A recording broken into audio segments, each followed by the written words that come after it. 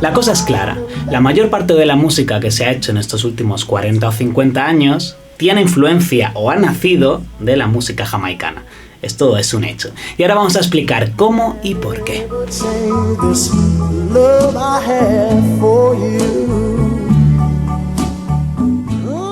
Bueno, empecemos desde el principio. La historia reciente de la música jamaicana comienza a finales de los años 50 y principios de los 60, cuando en los barrios más marginales de Jamaica comenzaron a sacar a la calle una especie de discotecas ambulantes, ¿no? Así llamadas mal y pronto, llamadas sound systems, para hacerse sus propias fiestas.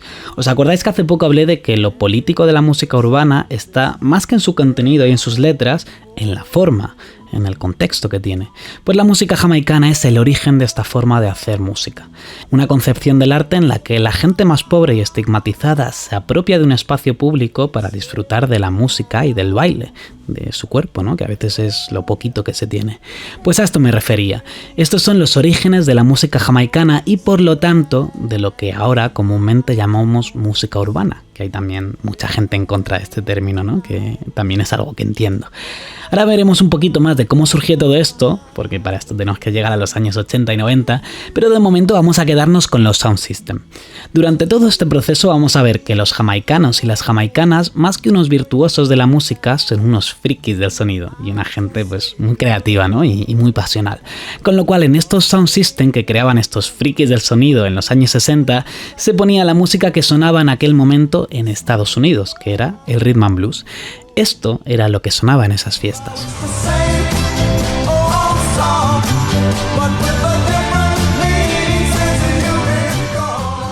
El caso es que los sound system causaban verdadero furor entre las juventudes jamaicanas.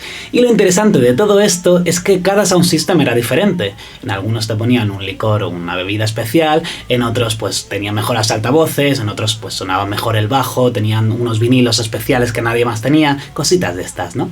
Entonces básicamente había mucha rivalidad entre los distintos sound system porque los dueños de los equipos más importantes solían ser también dueños de licorerías o de tiendas varias que atraían con todo esto a sus clientes, ¿no? Con la música. Así que donde hay dinero. Pero con el tiempo esta gente vio que les iba mucho mejor con las fiestas que con cualquier otra cosa. Así que para atraer clientela a sus fiestas y a sus licorerías tuvieron una grandiosa idea. ¿Qué mejor cosa se le puede ofrecer a la gente para que venga a mi sound system que música exclusiva? Y así los dueños de estos equipos empezaron a hacer grabaciones de canciones norteamericanas pero con músicos jamaicanos. Estos músicos, que venían muchas veces de orfanatos cristianos donde se les enseñaba todo lo que es la teoría musical y a tocar algún instrumento, normalmente tocaban en restaurantes de ricos donde pues eso, tocaban jazz o música tradicional jamaicana que se llamaba mento. Esta música tradicional jamaicana sonaba así.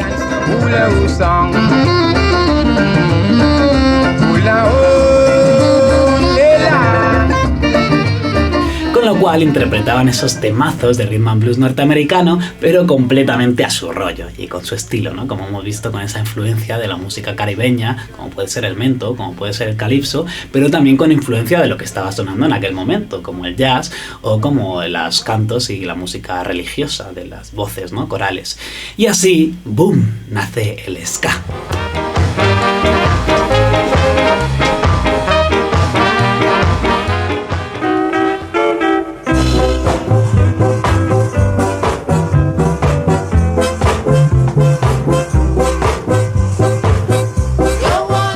Cuando se habla de mezcla o de influencia, se suele pensar en los instrumentos, ritmos o melodías de distintos estilos que se acaban juntando, ¿no? Pero hay veces que todo es un poquito más complejo que eso. Hay veces, como es en el caso del ska, que lo que se mezcla, además de esos ritmos y melodías diferentes, son dos maneras de entender y de vivir la música. Una, en este caso, la del rhythm and blues afroamericano, y otra, la del sound system, la de la música de la calle, el baile y el sonido. Una manera de entender el arte que ha sido uno de los pilares de la música occidental, sobre todo con la música electrónica. Pero bueno, ya llegaremos a eso también. El caso es que el propio nombre del ska ya te dice cómo suena, porque el nombre surge precisamente de la sonoridad que tiene este ritmo. Mensaje para los puristas: el ska surge de no ser un puto purista de rhythm and blues, mezclándolo también con el mento y con otras cosillas. Tocar distinto el rhythm and blues y hacerlo a su estilo les llevó a tocar muy bien el ska. Pero bueno, también eso ya es otra movida. El caso es que, volviendo otra vez al tema de los sound system, uno de los grandes dueños de estos equipos era Clement Coxon, que en 1963 abre Studio One. El objetivo de este estudio de grabación y de este sello discográfico era tener nuevas grabaciones y nuevo material original para que la gente escuchase en sus fiestas. Y en este estudio es donde nacieron gran parte de los hits y de la música más clásica de esta época, en aquel momento, ¿no? En Jamaica. It's not life, it's not life, them a tell me, up the big mountain man. Un poco de contexto histórico. En 1962, con la independencia de Jamaica, no hace tanto, hubo también una diáspora de migrantes jamaicanos en la que estos empezaron a usar el pasaporte británico que tenían de la colonia para expandirse por todo el mundo, expandiendo también su música. Todos estos estilos se comenzaron a escuchar y comenzaron también a tener éxito en el Reino Unido con la llegada de estos migrantes.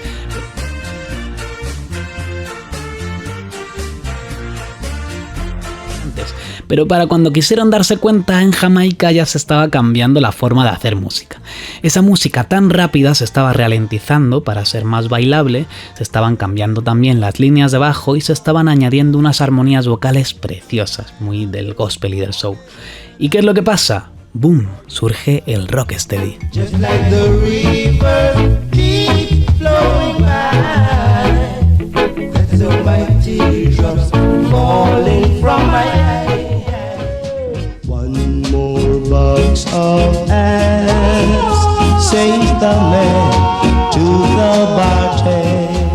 Este estilo apenas tuvo un auge de unos años, pero ¿qué años? A mí, sinceramente, creo que es el estilo que más me gusta con diferencia de toda la música jamaicana, y me parece como súper dulce, ¿no? Y súper profundo a la vez. Además es que dio tiempo para hacer un montonazo de canciones en ese espacio cortito de años y sobre todo dar pie para crear otro estilo distinto. Un género que estaba basado en toda esa influencia que tenía el ska y el rocksteady, pero que introducía nuevos elementos, ¿no? Introducía, pues, por ejemplo, una línea de bajo un poco diferente, ritmos y un poquito diferentes, pero sobre todo también con la introducción de tambores y de percusión africana, la introducción también de nuevos elementos más modernos, ¿no? Como puede ser el teclado eléctrico o el órgano eléctrico, y sobre todo algo fundamental, que es un cambio en la temática de las letras. Hablamos, ahora sí, del reggae.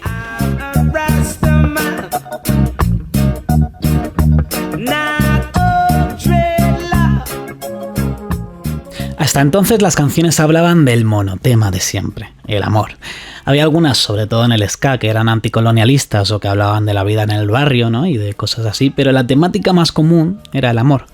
Vale, aquí hago un inciso. Para conocer los cambios que hubo a nivel musical en esta época, debemos saber qué cambios hubo también a nivel social y político. Esto es importante. Durante el nacimiento del reggae y su posterior desarrollo, en Jamaica se estaba sufriendo enfrentamientos entre grupos de pistoleros y gángster en los barrios más pobres. Todo esto, unido a la inestabilidad política, económica y social con la que lidiaban en aquel momento después de la tan añorada independencia, acabó degenerando en una guerra civil. Entonces, como era de esperar, las letras de las canciones cambiaron y la música reggae no quería ya hacer canciones que te evadiesen de esa realidad, sino servir de motor de cambio para mejorarla. Con lo cual las temáticas empezaron a ser más políticas, más sociales y sobre todo más espirituales.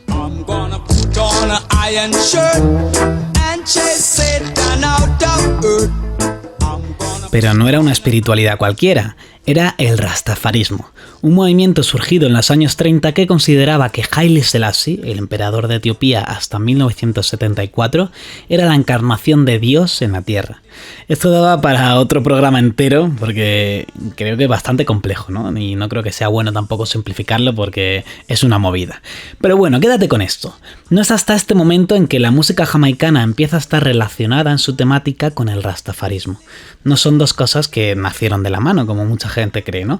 De hecho, ni el reggae es la música del rastafarismo, pese a que sí que están relacionados, ni todo el reggae es rastafari, primer estereotipo que nos quitamos de la cabeza.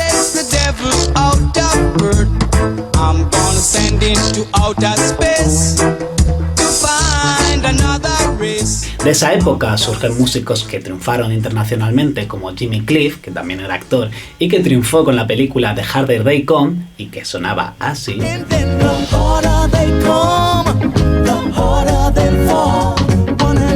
Pero sobre todo, desde las entrañas de Kingston surgió Bob Marley. A este sí que le conoceréis.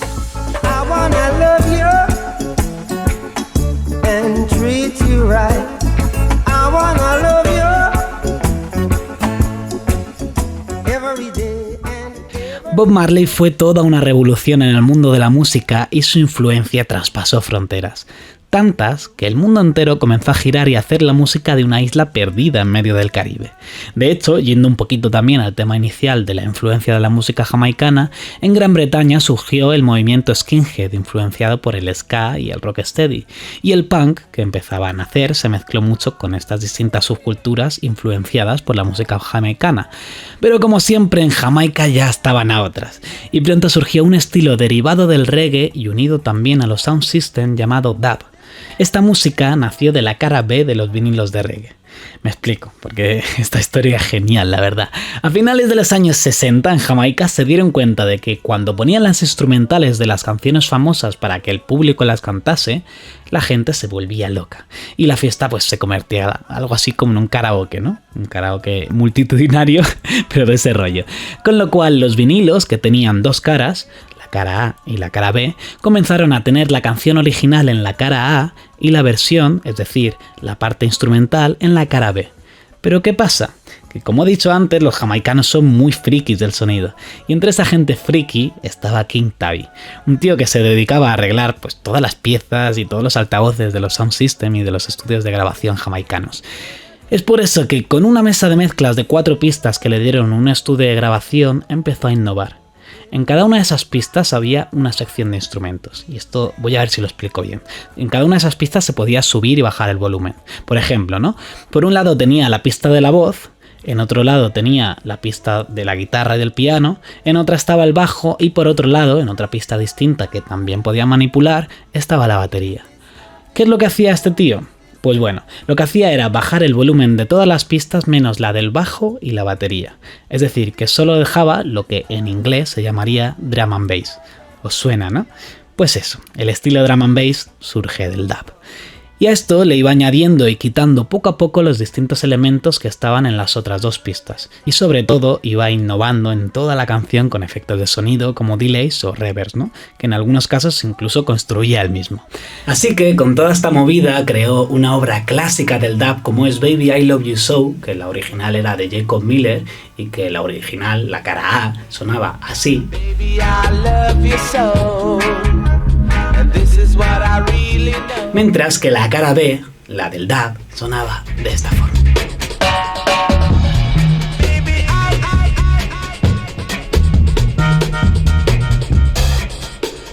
Así fue como la gente que iba a comprar discos o que simplemente salía de fiesta comenzó a pedir más la cara B que la cara A de las canciones.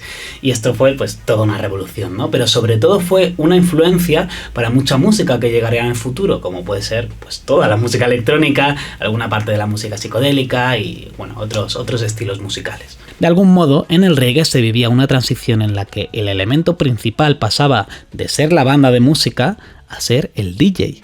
De hecho, los DJs empezaban a manipular los platos y no solo ya a ser presentadores y animar la fiesta, sino incluso a hacer, en medio de las canciones instrumentales que presentaban, una especie de cosa como medio cantada, medio hablada, llamada toasting, que causó verdadero furor. Con lo cual la gente empezó a ver a los DJs como a verdaderas superestrellas. Entonces, esa nueva revolución musical jamaicana llega a Nueva York, con todo lo que hemos dicho antes de las migraciones y todo aquello. Y pues comenzó a desarrollarse de una manera un tanto distinta. ¿Qué es lo que pasa? Que unos años más tarde surge el rap. Y aquí es donde llega la controversia. Y digo controversia porque no se sabe muy bien qué papel tuvo el toasting dentro del nacimiento de este estilo musical. Hay gente que dice que hicieron toasting sobre ritmos del funk y del soul, y hay gente que dice que no tiene nada que ver. Lo que sí que es seguro es que el gran primer DJ de toda esta escena del rap es DJ Kool Herc, que era de ascendencia jamaicana. y que ese papel que tiene y esa manera de ver al DJ era también una influencia que venía de Jamaica, donde hemos dicho antes, ¿no?, que se les veían como superestrellas. Así que bueno, realmente no se sabe muy bien cómo fue, pero algo de influencia sí que tuvo que haber. Y yo, para demostrarlo, voy a dejar una canción en la que se hace toasting y otra canción en la que se rapea.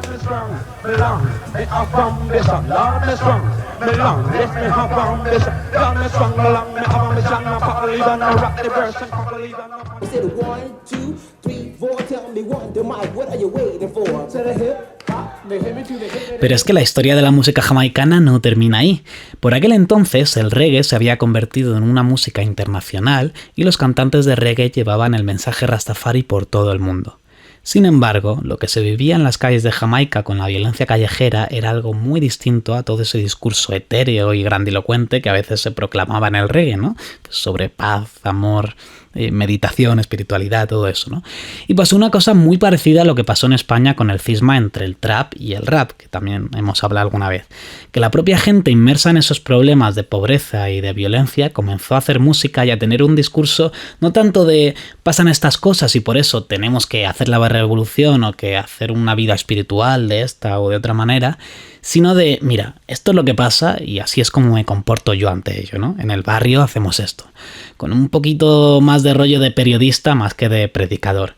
Con lo cual el reggae cambió hacia ritmos más caribeños, más duros y más bailables, unido también a una forma de cantar más dura y más rápida en la que las letras hablaban de armas, de sexo, de fiestas, de violencia y de lo que se vivía en la juventud jamaicana, ¿no?, de aquel momento en los barrios marginales. De todo este tipo de influencias surgió el dancehall, que en un primer momento fue un subgénero del reggae, pero que más tarde pues se abriría y crearía su camino.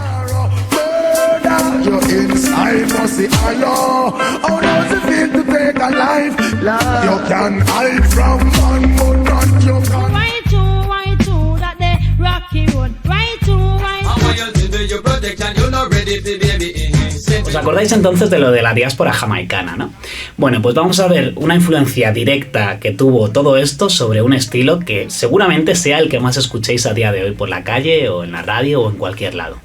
Entonces, durante la época de los 80 fueron muchos los jamaicanos que emigraron a Panamá precisamente para trabajar en el Canal de Panamá, y de ese hecho surgió una conexión más fluida entre la música jamaicana y la música panameña.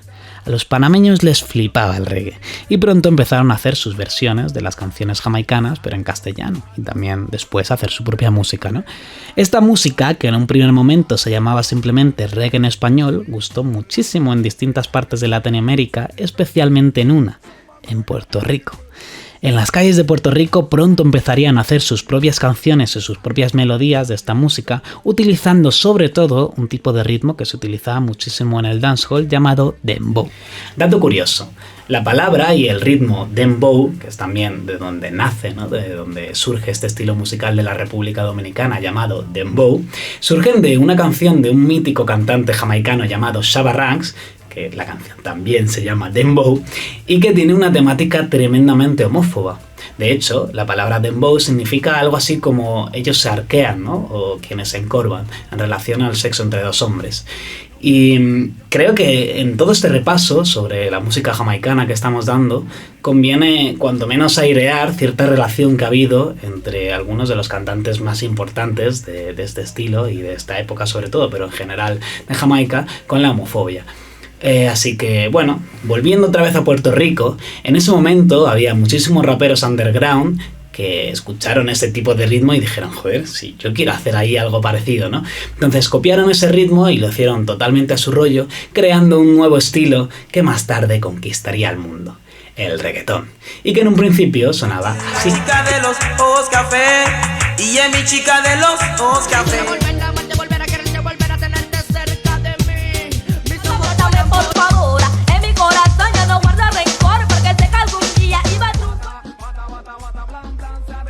Ahora habrá cierta gente que le esté petando la cabeza, ¿no? Pero bueno, que el reggaetón venía de Jamaica. Vale. Sí, la palabra reggae de reggaetón no es por casualidad. Entonces, ya en la primera década de los 2000 se empezó a meter más sintetizadores tanto en el reggaetón como en el dancehall, así que ambos estilos acabaron conquistando el mundo. Esto es algo que ya conocemos. Desde Rihanna hasta Drake tienen canciones de dancehall y ahora mismo los cantantes y las cantantes de reggaetón son las gallinas de los huevos de oro de la industria musical. De hecho, es curioso que, aunque se separasen estos caminos, ahora hay una tendencia de los cantantes de reggaetón por hacer versiones de canciones jamaicanas de los años 90, que es justamente de donde surgió el propio género, ¿no? Yo quiero ver cómo ella lo menea. Mueve ese pum pum girl. Informer, you know they're gonna mess with me, I go glam. Me estaba llamando, pero yo no contesté.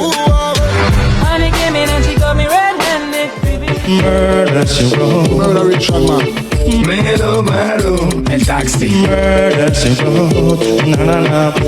Como ves, resulta increíble pensar que de una isla con apenas 2 millones de habitantes, que es menos de la mitad de lo que tiene la Comunidad de Madrid, surgiesen tantos estilos y tantas influencias que no solo, como digo, han influenciado, sino que sobre todo han cambiado la historia de la música para siempre. Y como ves, en ningún momento se ha hablado de la música jamaicana como oh, esto es maravilloso, estoy aquí tirado en la playa, tienes que ser feliz, venga, sé feliz, ¡sé feliz! Pues no, y con esto ya termino. Creo que hablar de ciertos estilos musicales sin tener en cuenta la influencia que ha tenido en ellos la música jamaicana y el contexto que ha tenido pues el mento, el ska, el rocksteady, el reggae, el dub, el dancehall, todo eso en ciertos estilos musicales, pues al final te crea un discurso un tanto vacío, ¿no? Y hablar de la música jamaicana como algo súper happy flower no es simplemente un estereotipo, sino que es que además es mentira. Creo que la música tradicional jamaicana, bueno, en general la música moderna jamaicana y la tradicional no tienen nada que ver con eso, y creo que habrá canciones que sí, habrá incluso artistas que sí, como en todos los estilos musicales, pero el reggae, por ejemplo, tiene más de revolución que de cosa ahí súper soy feliz y no me importa nada. Y la música jamaicana tiene un valor y una riqueza enormemente profunda. Algo mucho más complejo que lo que haría Paulo Coelho fumando en la playa en un resort de la costa caribeña.